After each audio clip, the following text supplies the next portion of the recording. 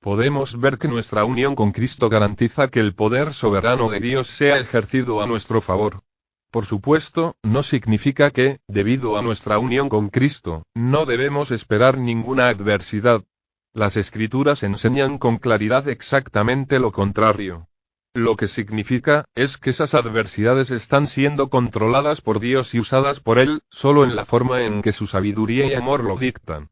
Esta idea de la soberanía de Dios unida con su amor por el beneficio de su pueblo se expresa en otro símbolo, el pastor y sus ovejas, en Isaías 40.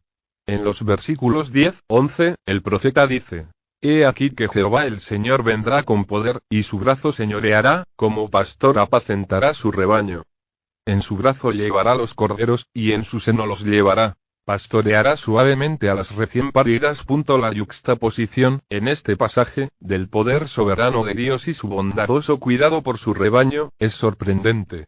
El brazo del Señor en la Escritura siempre es un símbolo de su gran poder y fortaleza. Y el título pastor, cuando se le da a Dios, generalmente indica su tierno cuidado y constante vigilancia. En este pasaje, el dominio absoluto de Dios y su tierno cuidado se unen para el beneficio de su pueblo. El mismo brazo que es levantado con poder sobre todo el universo, es usado para reunir sus ovejas y llevarlas junto a su corazón. Ningún símbolo es más apropiado para mostrar el amor de Dios que el del fiel y tierno pastor acercando sus corderos a su corazón. Y es así como nosotros también somos llevados en brazos del poder soberano. Alexander Carson dijo: la soberanía de Dios siempre se manifiesta a su pueblo en sabiduría y amor. Esa es la diferencia entre la soberanía de Dios y la soberanía del hombre. Tememos a la del hombre, porque no tenemos seguridad de que sea ejercida con misericordia o incluso con justicia. Nos regocijamos en la soberanía de Dios, porque estamos seguros de que siempre es ejercida para el bien de su pueblo. Esta es la diferencia entre la soberanía de Dios y la del hombre.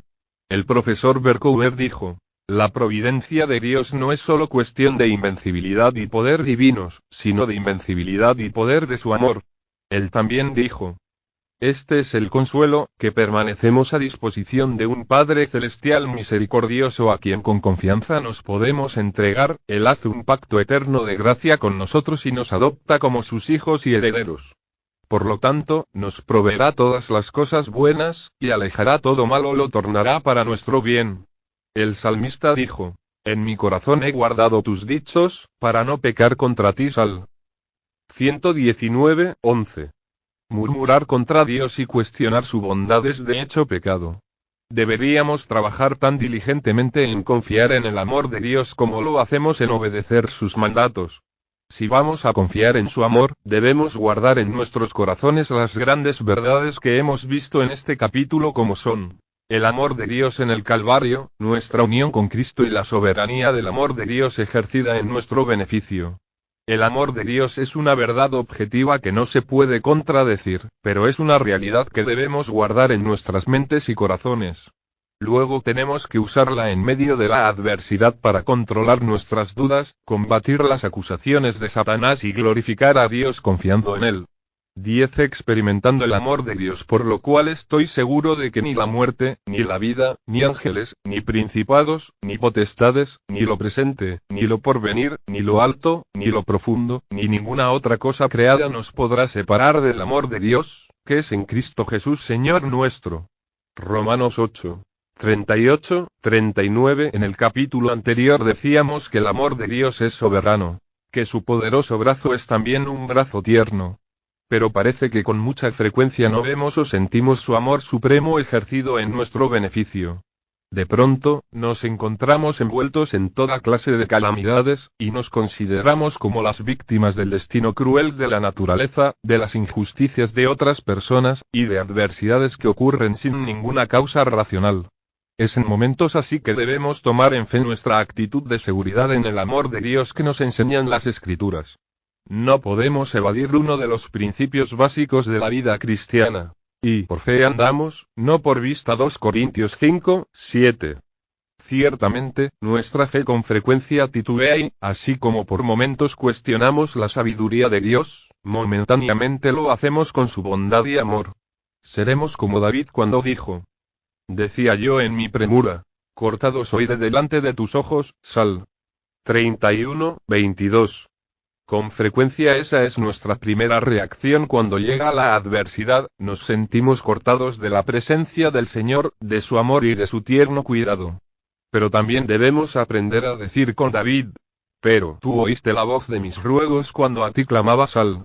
31:22. Dios no puede abandonarnos porque somos sus hijos, en unión bendita con su Hijo. No podemos ser cortados de su vista. Pero podemos serlo de la seguridad de su amor cuando permitimos que la duda y la incredulidad encuentren fundamento en nuestros corazones. Isaías habla del pueblo de Dios, llamado Sión, cuestionando el amor de Dios.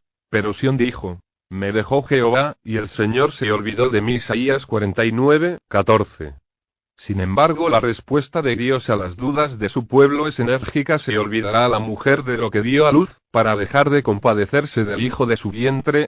Aunque olvide ella, yo nunca me olvidaré de ti. V15. Para ilustrar su amor por nosotros, Dios usa la unión más estrecha posible, el bebé lactando del pecho de su madre.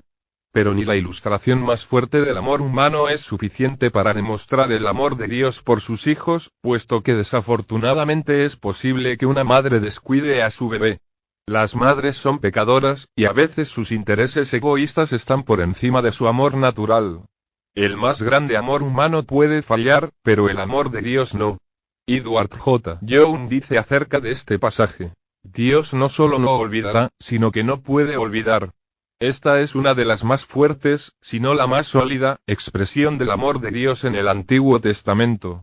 Luego, Young cita a otro hombre de Dios. En una palabra, aquí el profeta nos describe el inconcebible cuidado con el que Dios protege incesantemente nuestra salvación, que podemos estar completamente convencidos de que nunca nos abandonará, aunque podemos ser afligidos por grandes y numerosas calamidades. En Lamentaciones 3, el autor del libro, tradicionalmente atribuido a Jeremías, personifica a la nación de Judá después de ser destruida por el ejército de Babilonia. Si alguien pudo haberse sentido separado de la presencia de Dios fue esta nación, justamente por su maldad e idolatría. Pero el autor no solo personifica a la nación, pues da la impresión de que él personalmente siente la separación de Dios. No se sabe si solo está empleando un instrumento literario o permitiendo que sus sentimientos afloren. Cualquiera que en alguna oportunidad se haya sentido cortado de la presencia de Dios, y olvidado por él, puede meditar con gran sentimiento la miseria que él describe en Lamentaciones 3, 1-20.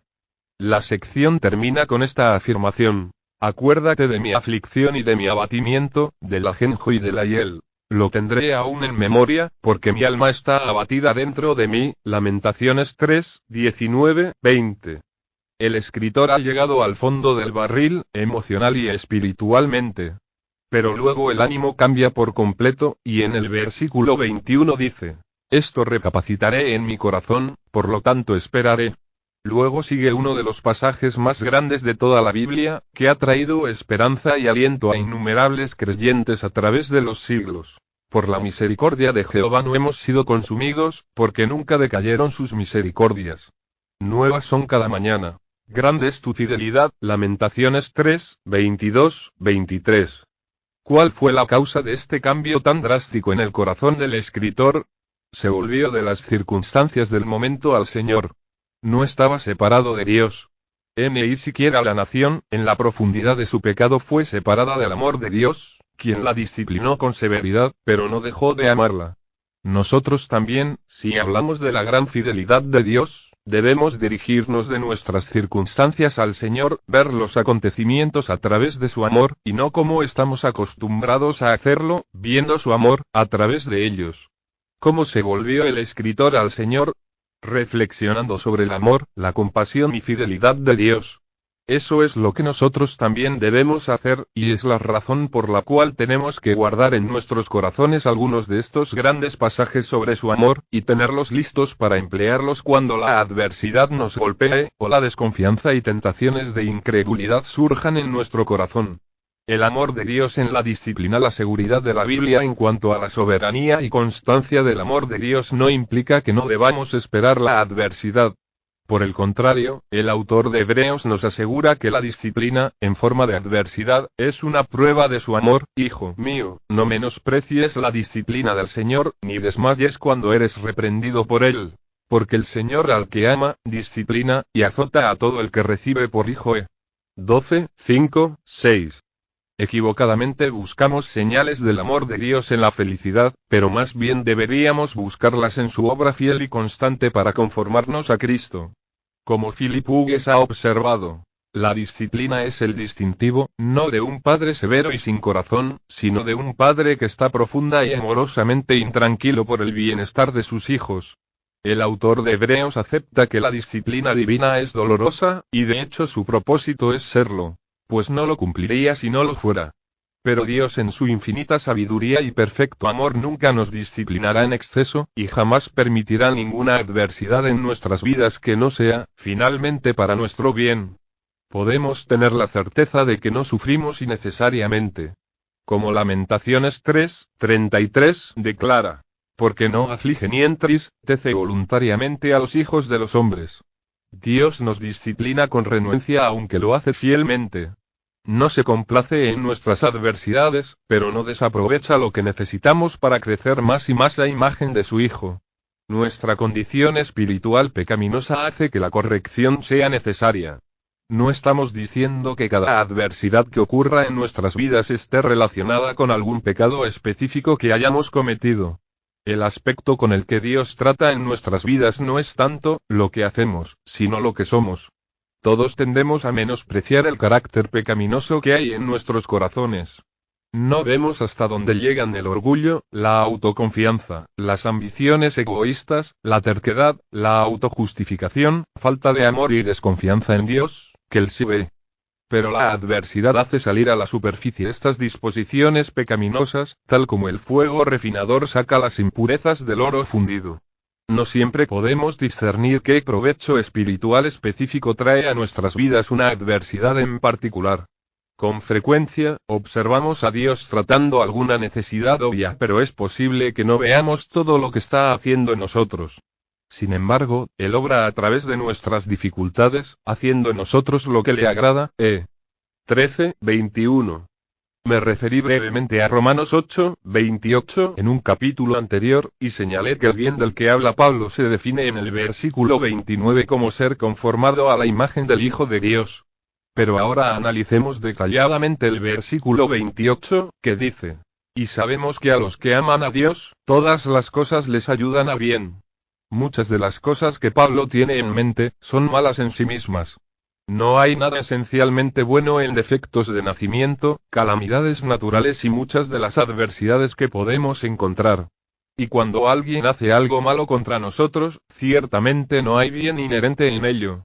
Pero en la infinita sabiduría y amor de Dios, Él toma todos los eventos de nuestras vidas, tanto buenos como malos, y los combina para que trabajen en últimas para nuestro bien, el bien que Él se ha propuesto. Mientras crecía en Texas, disfrutaba las galletas de leche y mantequilla que mi madre preparaba de la raspa para el desayuno cada mañana. Pero no había un solo ingrediente que hubiera saboreado por sí solo. Es más, después de ser mezclados no me hubiera interesado por la masa. Únicamente después de ser mezclados en la proporción correcta por las hábiles manos de mi madre, y puestas en el horno estaban listas para disfrutarlas en el desayuno. Las cosas de Romanos 8:28 son como los ingredientes de la masa de las galletas. Solos no son apetitosos, los evitamos, y por supuesto nos retiramos del calor del horno. Pero cuando Dios, en su infinita sabiduría, los ha mezclado y cocinado apropiadamente en el horno de la adversidad, un día diremos: es bueno. Ya que analizamos la disciplina a través de la adversidad, debemos ser cuidadosos en no igualar cierta cantidad de ella con un grado de pecado en nuestra vida o la de otra persona. Algunas de las personas más conformadas a Cristo que he conocido parecen experimentar la peor adversidad. Podemos mirar a Job para observar esta realidad en la Biblia.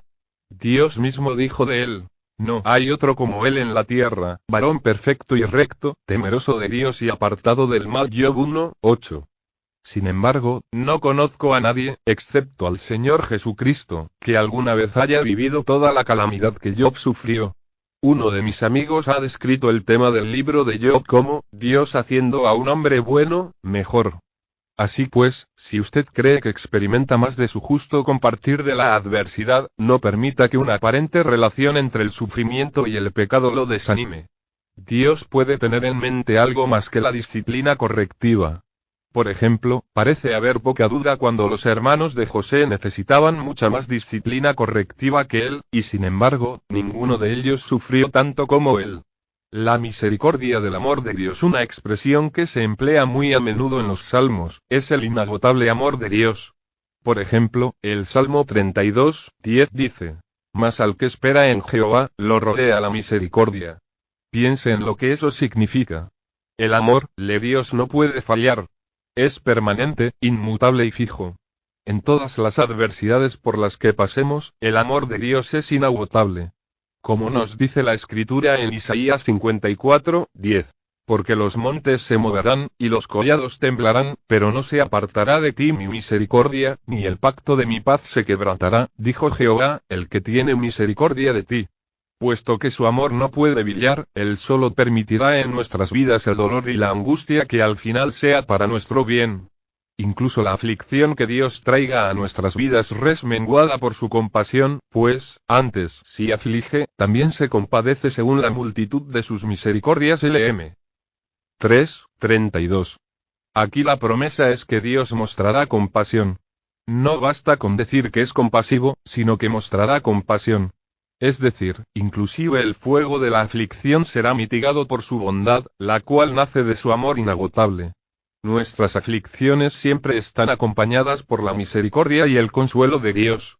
Pablo experimentó la compasión de Dios en medio de su dolor. Para evitar el orgullo en su vida, Dios le dio un aguijón en la carne. No sabemos cuál era el aguijón, pero sí sabemos que era una gran aflicción, ya que en 3 oportunidades pidió al Señor que se lo quitara, pero él le dijo no, y por el contrario, le contestó: Bástate mi gracia. 2 Corintios 12:9.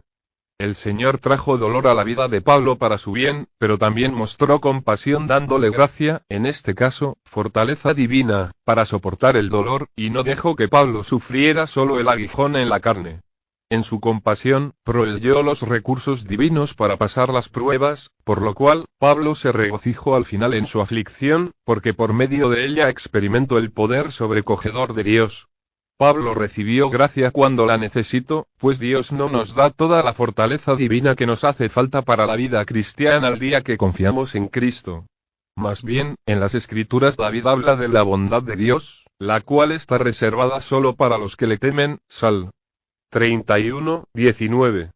Así como debemos reservar el significado de guardar en el Salmo 119:11, la palabra de Dios en nuestros corazones para un momento de tentación, de igual forma el Señor reserva bondad o gracia para nuestras situaciones de adversidad. No la recibimos antes de necesitarla, pero nunca la recibimos demasiado tarde.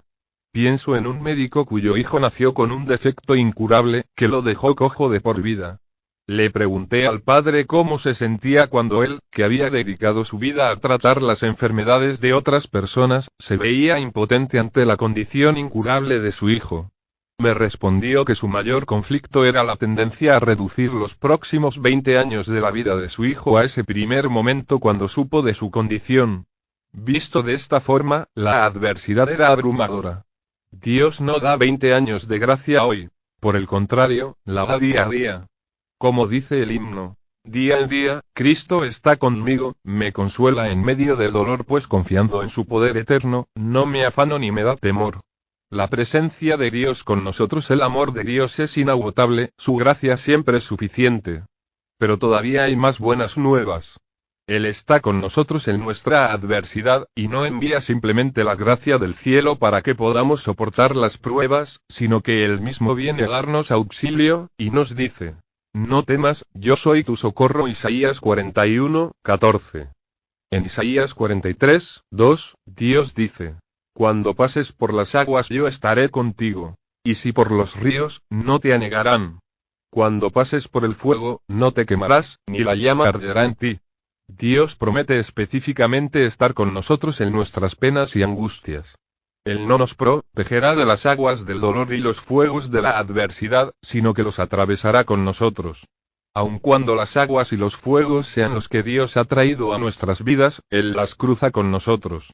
La mayoría de las promesas de su gracia de estar con nosotros, fueron dadas primero a la nación de Judá en tiempos de decadencia espiritual. Él, por medio de sus profetas, estuvo advirtiendo constantemente al pueblo del juicio venidero, y aún en medio de estas advertencias, encontramos las increíbles promesas de estar con ellos. Dios juzgó la nación, pero nunca la abandonó, pues incluso en sus juicios, Él permanecía con ella. Como dijo el profeta Isaías, en toda angustia de ellos, Él fue angustiado. Isaías 63, 9. Por lo tanto, sin importar la naturaleza o causa de nuestras adversidades, Dios nos acompaña a través de ellas, y dice: Yo soy tu Dios que te esfuerzo. Siempre te ayudaré, siempre te sustentaré con la diestra de mi justicia. Isaías 41, 10. Es frecuente que en medio de nuestras dificultades experimentemos la más bella manifestación de su amor. Como dijo Pablo en 2 Corintios 1, 5. Porque de la manera que abundan en nosotros las aflicciones de Cristo, así abunda también por el mismo Cristo nuestra consolación. Cristo se identifica con nosotros en nuestras angustias. Cuando confrontó a Saulo en el camino a Damasco, le dijo: Saulo, Saulo, ¿por qué me persigues?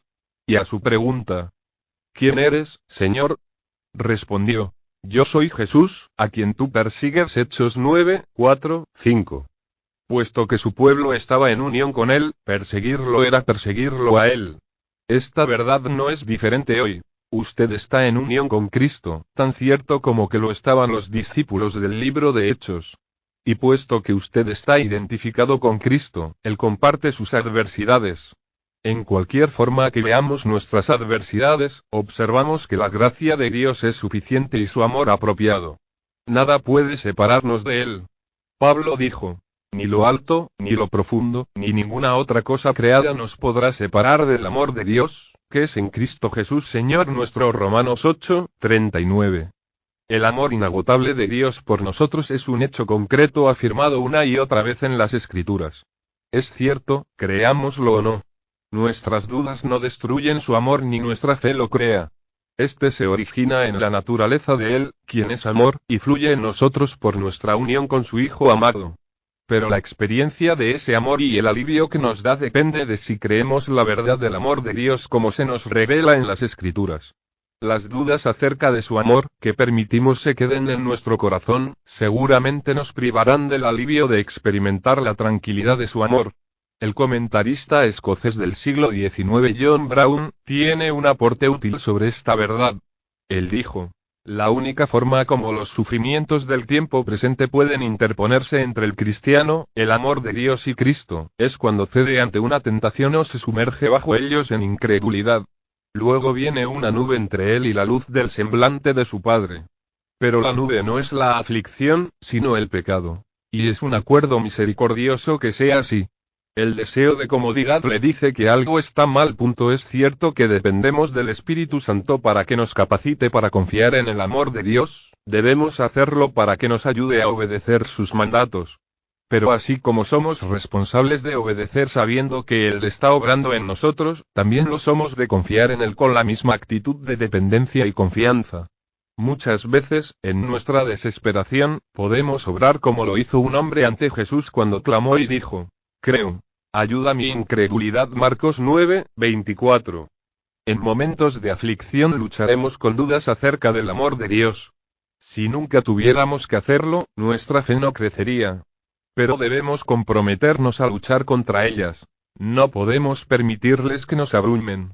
Durante épocas aparentemente intolerables, podemos sentirnos como David, quien en un momento de gran desesperación dijo: ¿Hasta cuándo, Jehová? ¿Me olvidarás para siempre? ¿Hasta cuándo esconderás tu rostro de mí? Sal. 13, 1. David tenía sus dudas y luchó con ellas. En efecto, en el siguiente versículo continúa su enfrentamiento y Mando pregunta: ¿Hasta cuándo pondré consejos en mi alma? Él sintió que Dios, al menos por un tiempo, lo había abandonado. Pero, por el poder capacitador de Dios, ganó su lucha, venció sus dudas y luego pudo decir: Mas yo en tu misericordia he confiado. Mi corazón se alegrará en tu salvación. Cantaré a Jehová, porque me ha hecho bien. Sal. 13, 5, 6. Usted y yo, como David, debemos luchar con nuestros pensamientos. Con la ayuda de Dios nosotros también llegaremos al punto, aun en medio de las adversidades, en que podremos decir, confío en tu inagotable amor. 11. Confiar en Dios por quien usted existe porque tú formaste mis entrañas. Tú me hiciste en el vientre de mi madre. Mi embrión vieron tus ojos, y en tu libro estaban escritas todas aquellas cosas que fueron luego formadas, sin faltar una de ellas. Salmo 139, 13, 16. Todavía puedo recordar cuando trataba de jugar béisbol en la escuela primaria. No podía ni batear ni agarrar bien, porque no sabía precisar dónde estaba la bola o calcular qué tan rápido venía. Hasta después de muchos años, supe que mi incapacidad para jugar béisbol se debía a mi visión monocular, es decir, a la habilidad de centrar solo un ojo a la vez. La profunda percepción, que es lo normal en la mayoría de las personas, se basa en la visión binocular, que es la habilidad de centrar los dos ojos para producir un efecto estereoscópico tridimensional. He tenido este problema toda mi vida, o por lo menos, desde la infancia. Aún hoy, siento recelo cada vez que voy a renovar la licencia de conducción, y me pregunto si el evaluador no la renovará porque no puedo pasar la parte de percepción profunda del examen de ojos. No puedo jugar tenis, y no me atrevería a pisar una cancha de racquetball por temor a ser golpeado en la cara con la bola. Pero cuando era joven no entendía por qué no podía jugar béisbol con los otros chicos, y solo sabía que experimentaba pena y rechazo por no ser como ellos. Por supuesto, gran número de personas sufren defectos físicos o mentales mucho peores que el mío. Pero sean mayores o menores, con frecuencia estos impedimentos causan aflicción y, más adelante, dificultad de autoaceptación como adulto. Cuando nos convertimos, podemos empezar a trabajar con Dios para superar los obstáculos y limitaciones que tenemos.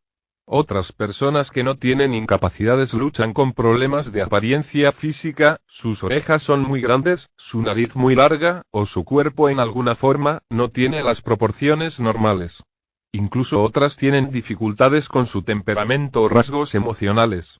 Algunos luchan con los irremediables factores medioambientales y hereditarios sobre los cuales no tienen dominio. Cualquiera que sea la dificultad, muchas personas luchan para aceptarse tal como son. Para ellas, la vida es una permanente adversidad, no por las situaciones externas, sino por lo que son. Su mayor necesidad al confiar en Dios puede ser confiar en Dios por quien soy. Para aquellos que tengan esta necesidad, el Salmo 139, 13, 16 tiene algunas cosas muy importantes y útiles. Dios me hizo como soy. El Salmo 139, 13, 16 nos enseña que somos lo que somos, porque Dios mismo nos creó así, no por un proceso impersonal biológico. Observe en el versículo 13 que David le dice a Dios, tú me hiciste en el vientre de mi madre. Muestra a Dios como un maestro tejedor trabajando en el vientre de nuestra madre, creándonos tan directamente como creó a Adán del polvo de la tierra. Obviamente, David estaba consciente del proceso biológico que Dios empleó para traerlo a este mundo, y no lo rechazaba. Por el contrario, nos enseña que Dios controla ese proceso biológico de tal forma, que está directamente involucrado en formar a cada uno de nosotros como la persona que quiere que seamos. La primera parte del versículo 13 dice, porque tú formaste mis entrañas. La palabra hebrea entrañas significa literalmente los riñones, una palabra usada por los judíos para simbolizar el lugar de las ansias y los deseos. La Biblia de Estudio de la Nueva Versión Internacional dice que la palabra se empleaba en hebreo para indicar el centro de las emociones y la sensibilidad moral. Entonces, David está diciendo esencialmente, tú creaste mi personalidad. Dios no solo formó el cuerpo de David, sino que también definió su personalidad. Él fue quien fue, porque Dios lo creó de esta forma física, mental y emocional. Y así como estuvo directamente involucrado en la creación de David, también lo estuvo en la creación de usted y de mí. El reverendo James Huxtable lo expresó muy bien cuando dijo: usted es el resultado de la atenta, cuidadosa, solícita, íntima, detallada y creativa obra de Dios. Su personalidad, sexo, estatura y rasgos, son lo que son porque Dios los hizo precisamente en esa forma. Él lo hizo así porque así es que quiere que usted sea. Si Dios hubiera querido que usted fuera básica y creativamente diferente, lo hubiera hecho distinto. Sus genes, cromosomas y características de criatura, incluso la forma de su nariz y sus orejas, son así por el diseño de Dios. El Salmo 139:13 no es el único pasaje en la Biblia que habla de la creación directa de Dios en cada uno de nosotros. Job dijo: tus manos me hicieron y me formaron, acuérdate que como a barro me diste forma, no me vestiste de piel y carne y me tejiste con huesos y nervios. Job 10:8-11. El escritor del Salmo 119 dijo: tus manos me hicieron y me formaron. V73. Y Dios le dijo a Jeremías: antes que te formase en el vientre te conocí. Jeremías 1:5. La aplicación de esta verdad debería ser clara para nosotros. Si tengo dificultad en aceptarme como Dios me hizo, entonces, tengo una controversia con Él. Naturalmente, usted y yo necesitamos cambiar en la medida que nuestra naturaleza pecaminosa ha distorsionado lo que Dios ha hecho. Por lo tanto, no digo que tengamos que aceptarnos como somos, sino como Dios nos hizo física, mental y emocionalmente. David, en lugar de atormentarse por la forma en que Dios lo hizo, dijo: te alabaré. Porque formidables, maravillosas son tus obras. Salmos 139:14.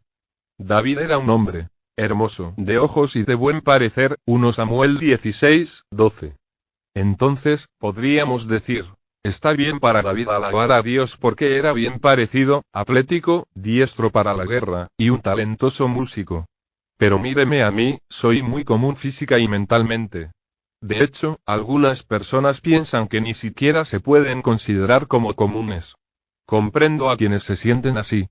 Además de mi incapacidad para oír River, nunca he estado muy animado acerca de mi apariencia física. Pero Dios no le dio a su propio Hijo rasgos atractivos en su cuerpo humano. Isaías dijo de Jesús: no hay parecer en él, ni hermosura. Le veremos más sin atractivo para que le deseemos. Isaías 53:2. El retrato del barbudo y apuesto Jesús que con frecuencia vemos no tiene respaldo en la Escritura. Jesús, en el mejor de los casos, evidentemente no fue descrito en su apariencia física, y eso nunca le molestó, ni interfirió en ninguna forma para hacer la voluntad de su Padre. David alababa a Dios, no porque era apuesto, sino porque Él lo hizo. Necesitamos hacer énfasis en ese pensamiento. El Dios eterno que es infinito en su sabiduría y perfecto en su amor, personalmente nos hizo a usted y a mí. Le dio el cuerpo, las habilidades mentales y la personalidad básica que tiene porque así es como quería que usted fuera. Y quería que sucediera exactamente así, porque lo ama y desea glorificarse por medio de usted. Este es el fundamento del creyente para aceptarse a sí mismo. Usted y yo somos quienes somos porque Dios soberana y directamente nos creó así. La autoaceptación es, esencialmente, confiar en Dios por lo que soy, con las incapacidades, deficiencias físicas y demás. Debemos aprender a pensar como George MacDonald, quien dijo: prefiero ser lo que Dios quiso hacerme, que la criatura más gloriosa que pueda imaginar, porque por haber sido pensado, nacido en el pensamiento de Dios y luego hecho por Él, soy lo más hermoso, sobresaliente y valioso en todo el pensamiento. Si tenemos impedimentos, defectos físicos o incapacidades mentales, es porque Dios en su sabiduría y amor nos creó de esa forma. Tal vez no comprendamos por qué Dios escogió hacerlo así, pero allí es donde nuestra confianza en Él debe empezar. En un capítulo anterior, observamos que Dios se atribuye la responsabilidad por los defectos físicos. Le dijo a Moisés: ¿quién dio la boca al hombre? ¿Quién hizo al mudo y al sordo, al que ve y al ciego? ¿No soy yo Jehová? Ex. 4:11. En realidad esta verdad es difícil de aceptar, especialmente si usted o algún ser querido tienen tal inconveniente. Pero Jesús también reafirmó la mano de Dios en los impedimentos. Cuando los discípulos le preguntaron por qué cierto hombre había nacido ciego, él contestó: para que las obras de Dios se manifiesten en él. Juan 9:3.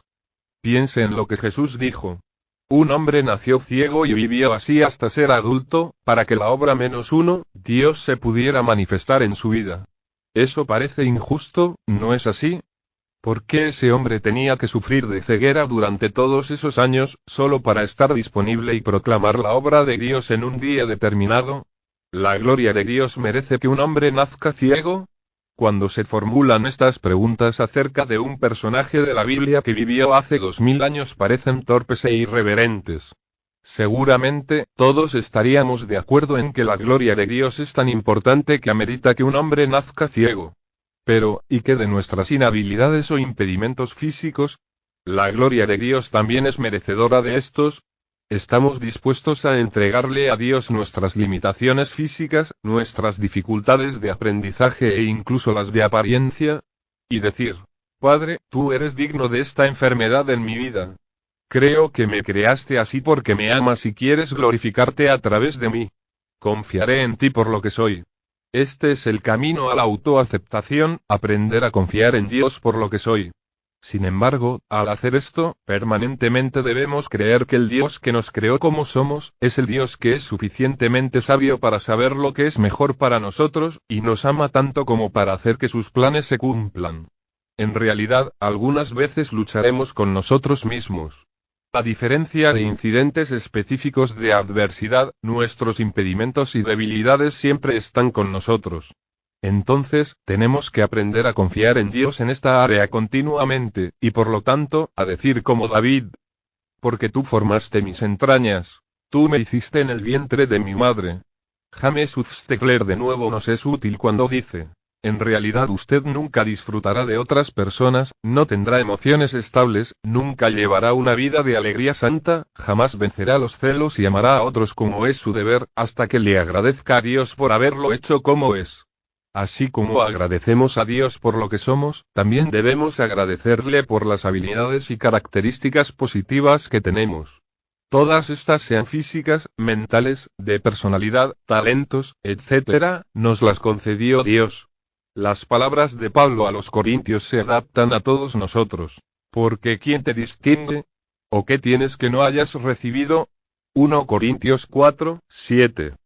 Todos recibimos de Dios cada habilidad, entrenamiento, riquezas, posición, rango o influencia para usarla para su gloria.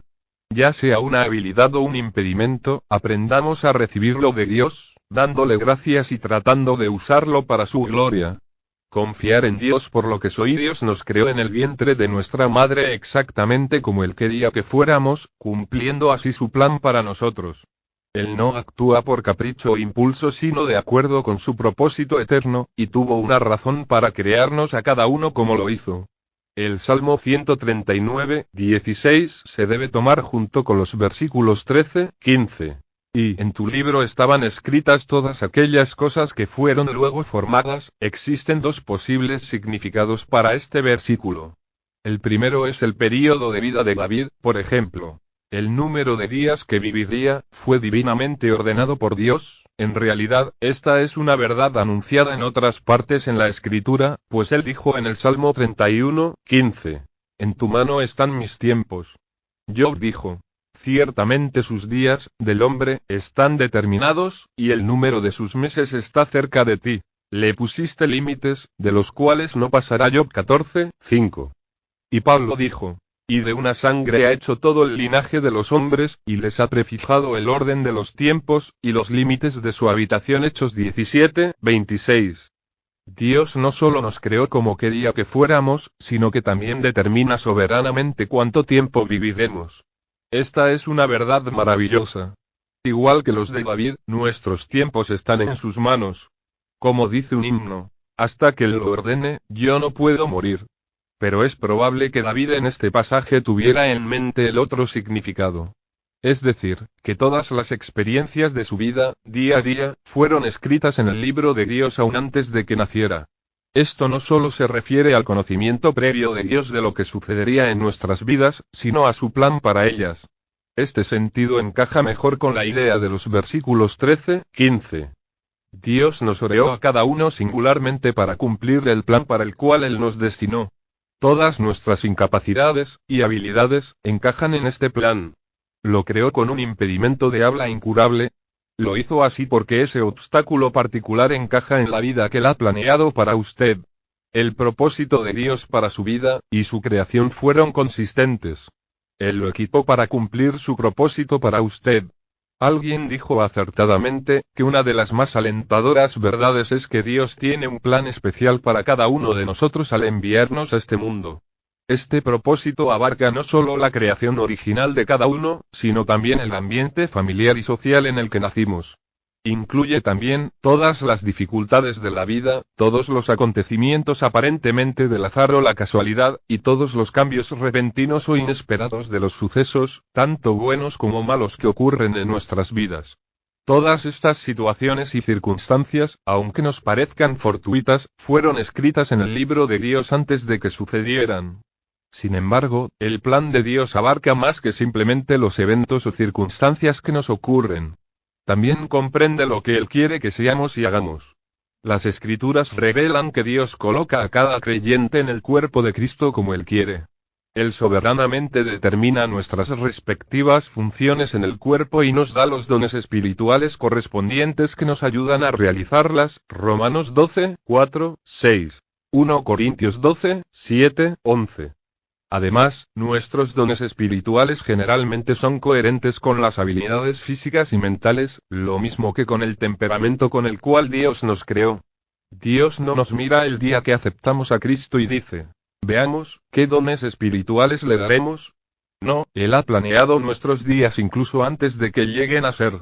Él dijo a Jeremías, antes que te formase en el vientre te conocí, te di por profeta a las naciones. Jeremías 1, 5.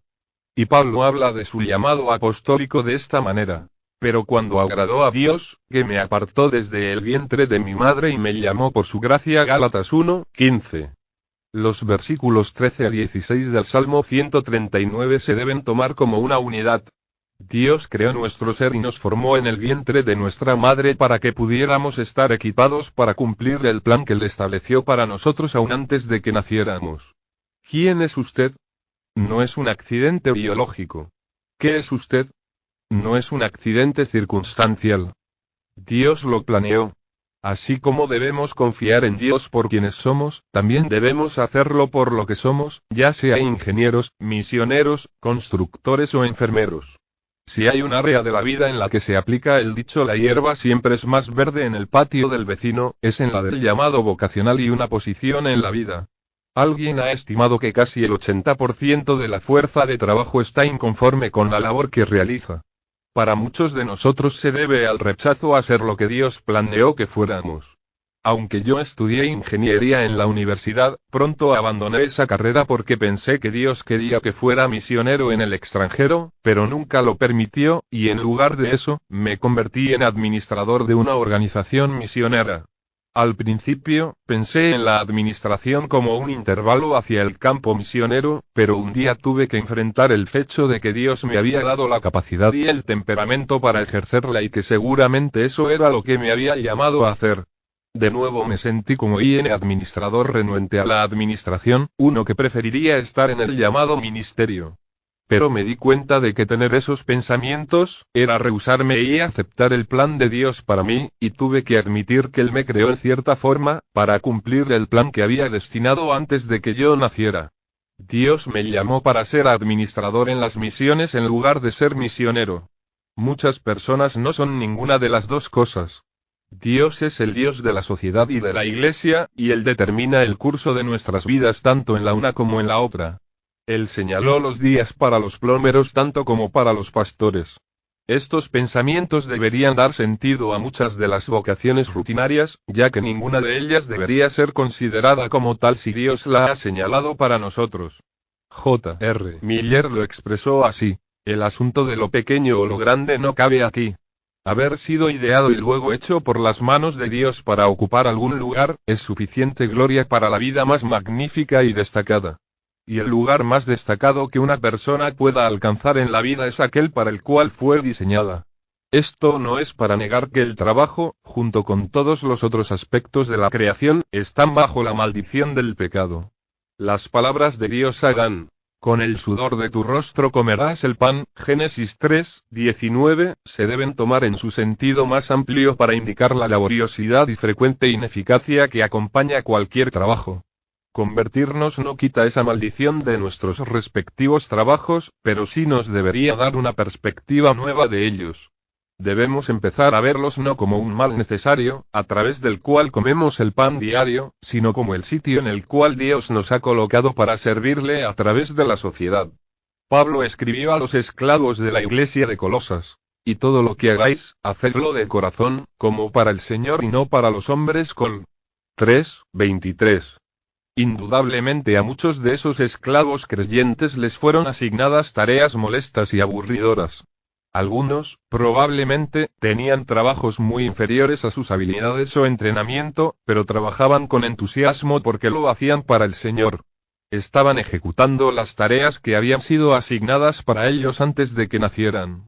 El hecho de que Dios fijara nuestros tiempos, también debería dar significado a todos los días, no solo a los especiales o impresionantes de nuestra existencia. Cada día es importante para nosotros porque es ordenado por Dios.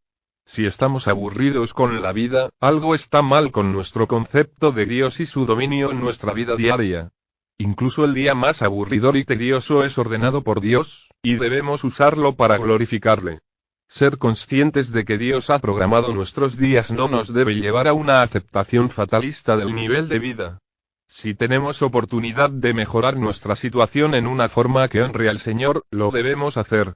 Incluso a los esclavos Pablo les escribió: si puedes hacerte libre, procúralo más. 1 Corintios 7:21. Pero justo antes de escribir esa afirmación, ¿fuiste llamado siendo esclavo? No te dé cuidado.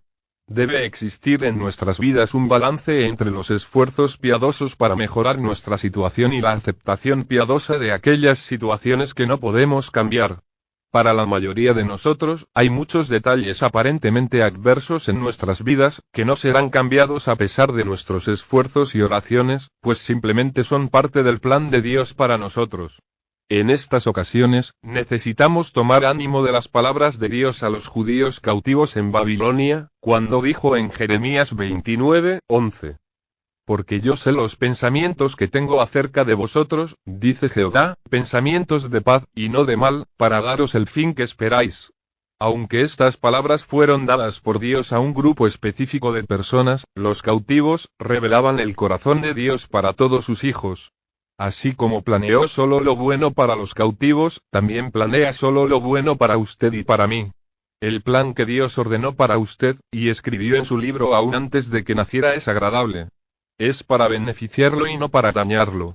Fácilmente me doy cuenta de que hay muchos aspectos de su voluntad para todos nosotros que parecen ser dañinos, y calculados para quitarnos la esperanza. Pero aquí, de nuevo, somos llamados a caminar por fe, a confiar en Dios frente a estas adversidades que no acabarán.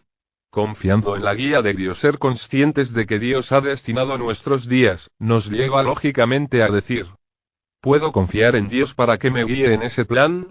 ¿Qué sucederá si me equivoco y pierdo el camino? Al responder esas preguntas, encuentro útil distinguir entre la guía de Dios y lo que ha llegado a llamarse encontrar la voluntad de Dios. David dijo de Dios: junto a aguas de reposo me pastoreará, me guiará por sendas de justicia por amor de su nombre. Sal. 23:2-3, énfasis del autor. El cuadro es de un pastor guiando a sus ovejas. La iniciativa es del pastor. Él es quien señala los lugares de agua de reposo y guía al rebaño como cree que es mejor. Como nuestro pastor, Dios se ha comprometido a guiarnos en los caminos que Él sabe que son los mejores para nosotros. Guía nuestras vidas soberanamente, para que vivamos en las experiencias diarias todos los días destinados para nosotros. El tema de descubrir la voluntad de Dios de una forma particular, o como algunos prefieren plantearla, tomando decisiones sabias, es diferente, aunque tenga alguna relación, generalmente se refiere a una encrucijada. Sobre este tema se ha escrito mucho y hay opiniones variadas.